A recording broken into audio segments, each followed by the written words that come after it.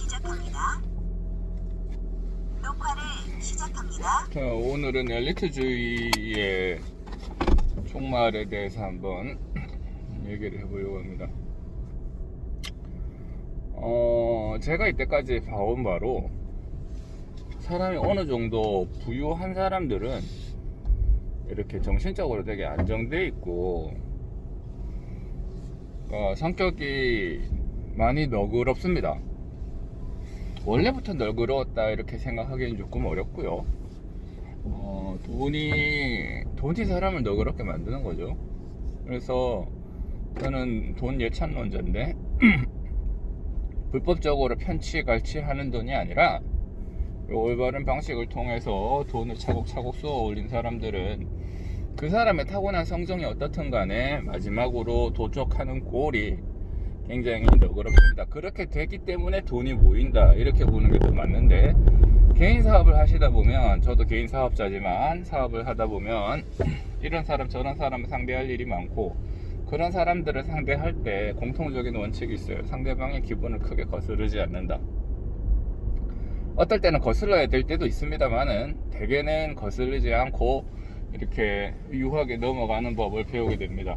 유하게 넘어가면서도 본인이 원하는 바를 얻어내는, 쟁취하는 방법을 조금씩 터득을 하게 되죠. 이게 나쁜 게 아니에요. 상대방한테도 윈윈이 되기 때문입니다. 상대방에게 피해를 줘서 얻어내는 게 아니라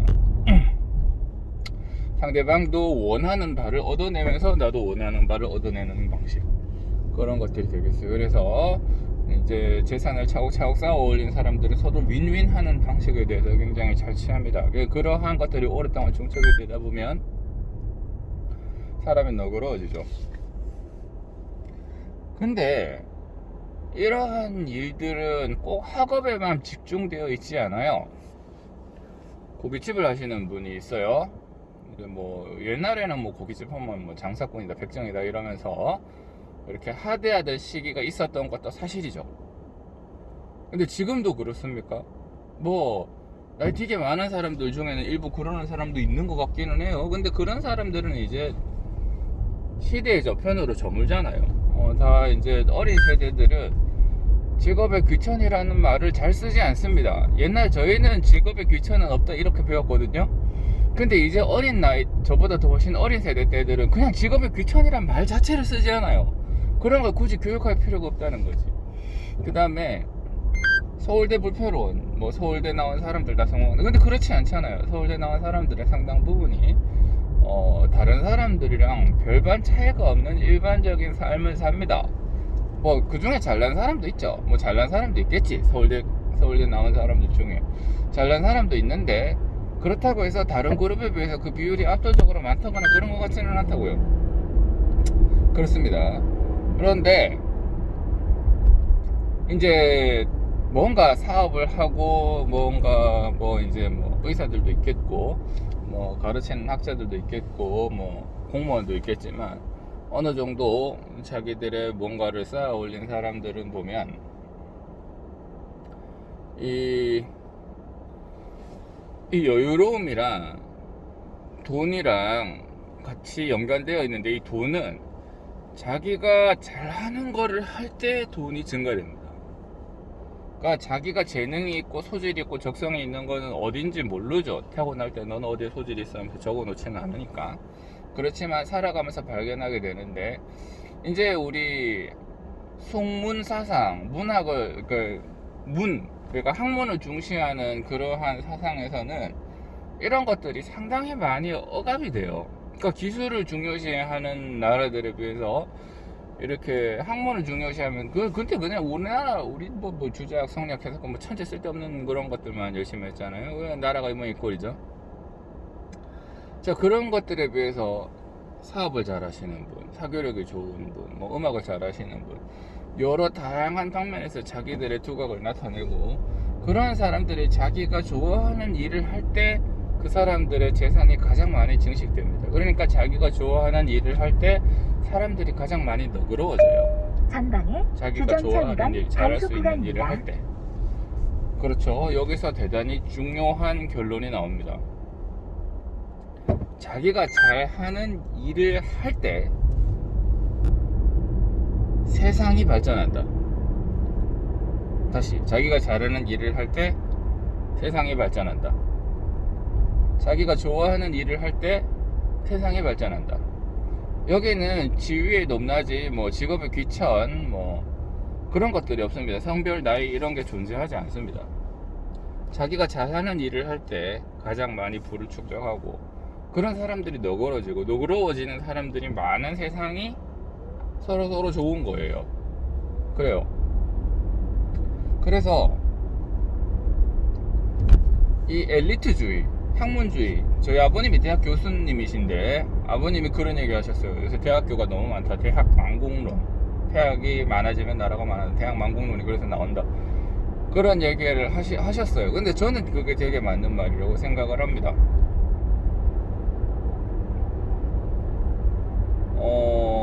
저희 누나는 자살 시도를 해서 지금은 휠체어 타고 있거든요. 자살이 성공하지 못해서 살아있는데 휠체어를 탑니다.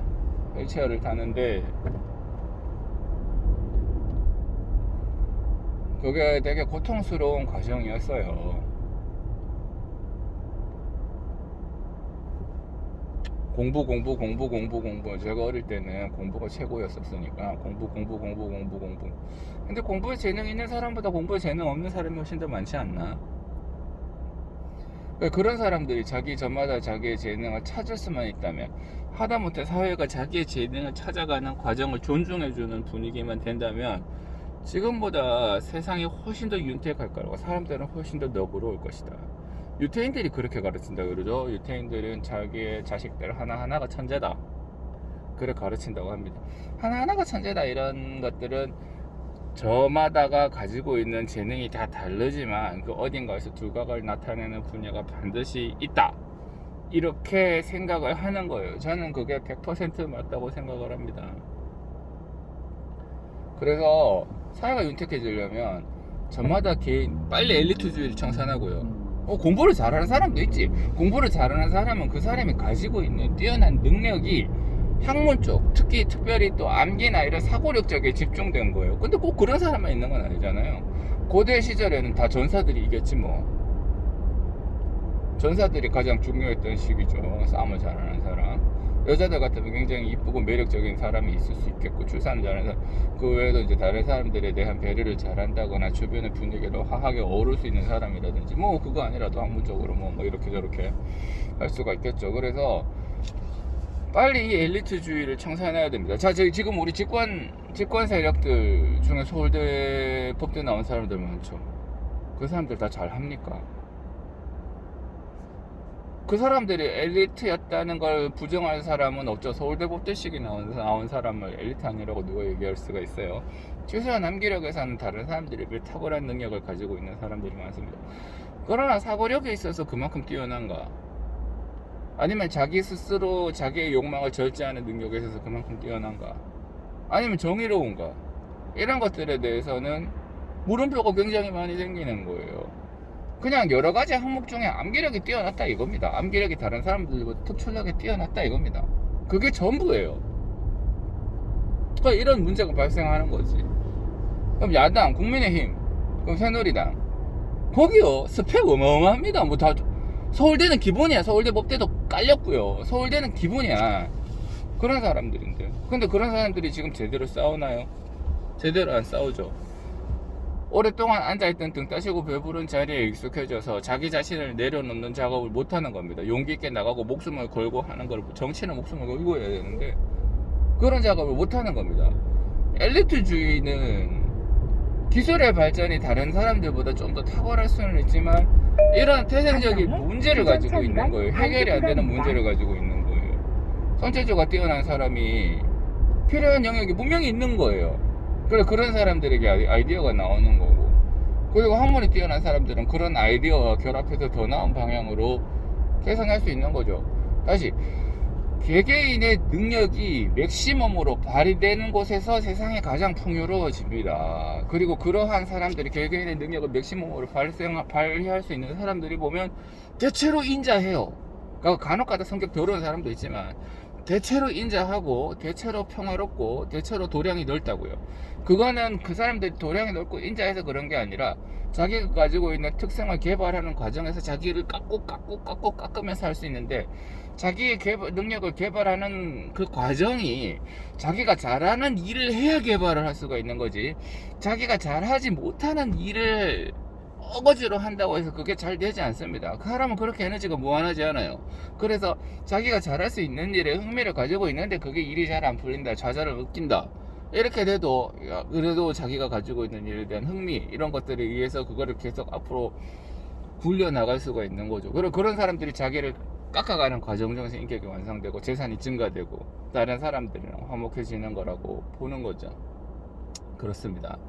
자, 우리나라는 이 엘리트주의를 빨리 청산해야 됩니다. 고질적인 문제예요. 여기 유교 사상에서부터 전 유교 진짜 싫어하거든요. 유교 사상에서부터 오랫동안 내려오는 뭐 쓸데없이 제사를 강조하고, 유교 사상에서부터 오래 내려오는 이 인습들이라든지 숙문, 천기, 이런 것들이 굉장히 안 좋은 거예요. 빨리 이런 것들을 우리는 탈피해야 될 필요가 있습니다.